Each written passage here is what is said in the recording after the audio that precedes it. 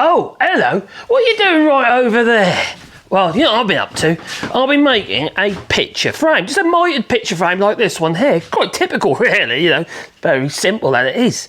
The only thing is, I want to reinforce the corners. And I've already started, that I have. So what I'm doing is I'm putting these little slips in the corners like so. These got to be cleaned off as yet. They're just sticking out a little bit at the moment. So I've done 1, I've done 2, I've done 3, but I've got a 4th to do. So what I'm going to do is show you how I do that. Now, glue-wise, I use, well, usually it's PVA. If I just grab this one over here, there it is. But this is a fast grab one by Eureka. Eureka! I haven't used it before. You know, I just used, this is the first time I've actually used it. So I thought I'd just give it a go anyway. But that's not what the video is about. It's just, this is just a 10-minute, like a fast grab wood glue. Which seems to be a good idea for this purpose, really. So I can get this cleaned up and get these all trimmed up on the ends here, you see. Make them flush with the picture frame so I can put a finish on it. Now, at the moment I just put a light coat of black acrylic spray on there. So what I'm going to do is use this jig. Now this jig is very simple. All it is, well, it's a sledge which fits into the slot of the table saw itself, so then it slides backwards and forwards, and I created this 45 here for the frame to sit on, and then I just push it through the saw. And I set the height of the actual saw blade so it only cuts into the corner of the wood however far I want to cut into. Basically you just adjust the height of the blade to suit. Now you could put a little fence on here if you want. Well, consider all picture frames are going to be different widths and thicknesses. I don't bother. All I do is I stick it on there like so. I think to myself, well, that's about middle. You can measure it if you like, if you're that bothered. I'm not for this job. And I'll just grab a clamp like this one. I'll put it on there like that. Yeah, and that's it.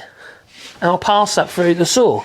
And being as the height of the saw is correct for what I want to do, it's the same as all these 4 here, or the 3 I've already done. And then we're going to glue in this little slip. So let's just cut the slot first.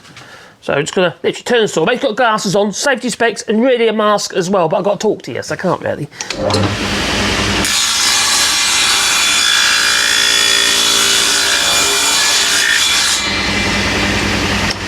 Oh, so what we got now? Well, you can probably hear that cutting, or when it started hitting the wood. So we're going to remove the little clamp, remove the frame itself, and as you can see there, there's a slot now in the corner of that frame. So when I glue this piece of wood here, it's a bit sapedy, could be any old wood really. I wouldn't recommend pine, especially because you use pine, but I usually just put hardwood in there because something have be an accent timber then, you see. So that will then be glued into there. Literally like that. So that's what we're going to do now. And it's just so simple. It's so simple. It's best to make a sledge. Don't try and do it by hand. No, blade just grab it and chuck it back at you. So don't do that. So I'm quite interested about this glue. I'll be interested to do some tests with this glue to see if it is actually 10 minutes. Put time on it and see if the actual wood grabs. It says grab. It doesn't say set. It says grabs in 10 minutes. So that isn't quite the same as setting, is it? Wood glue, fast grab. Bonds. It says it bonds in 10 minutes. Now, for me, that'd mean if you glue 2 pieces of wood together, leave it 10 minutes, and you shouldn't be able to pull them apart. That's the way I see it. So it says fast grab and bonds in 10 minutes. So it seems quite tacky. So we'll see. Anyway, I've put a bit of glue into the slot on one edge, and I'm just going to work it through the slot. I've allowed a little bit of space. It's a snug fit, but there's still a bit of room for the glue. So that's going to go in there like so, wiggle it about a bit. So I'm happy that's on all the surfaces. I'll put a bit more in there actually. A bit more glue, I reckon. I'll always clean it off afterwards. You don't want to use more than you need, but I need to make sure I've got compression on it, so there's actually squeezing the glue out a little bit. Otherwise it's not going to actually do its job. Now, there you go, just like that. And I'll squeeze it down on one side, so that way I've only got trim.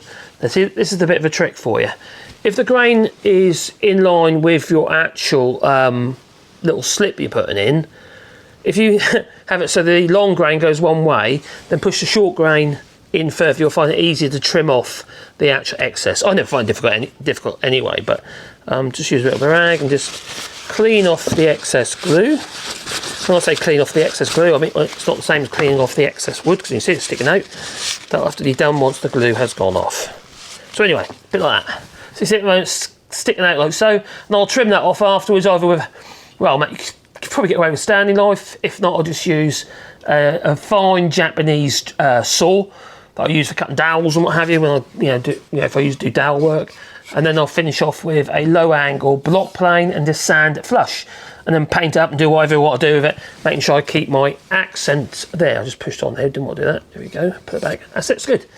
Right, so I'm just going to put that there, and I'm going to forget about it for a while. So there you go, simple. But first of all, you need to make yourself a jig like this one here.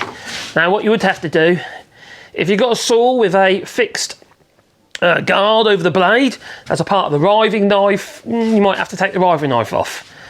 Yeah, otherwise you're not going to push that through, because you've got to be able to blind cut with your blade. Now I know some people can say, oh my god, you don't do that, exposed blade and all that, but that's up to you what you do. You're not going to do it on site necessarily, but in your workshop you can perform your own safety, can't you? You don't go anywhere near it for a start. Wear your safety mitts and make sure you don't put your fingers anywhere in that line. Now, you see on this one here, don't do what I did. This is a mistake. As you can see, as you pass through, you could accidentally cut your fingers. So put a blank on here. Yeah, so we'll put, one of the good ways of doing it I've seen is having a solid piece of wood all the way through, and literally just cutting a 45 in a solid piece of timber, then make your first pass, and then you've got effectively a guard over the top of the blade. As you can see there, that's not a great idea. In fact, I might glue some extra bits of wood in there to cover that blade. So bear that in mind if you make yourself a sledge for doing these corner joints on mitres. Anyway, I hope you enjoyed my little video, and I'm sure you'll comment down below. So, no, don't take your guard off your blade, health and safety and all that, and how bad I am for doing so. Well, you do what you want to do and I'll do what I want to do, so there you go. Anyway, it's time for me to go, say ta-ta, but please boot the old like button because it helps the channel, yeah, ta-ta. But obviously, play safe. No, you don't want to? Oh, okay, do what you like then.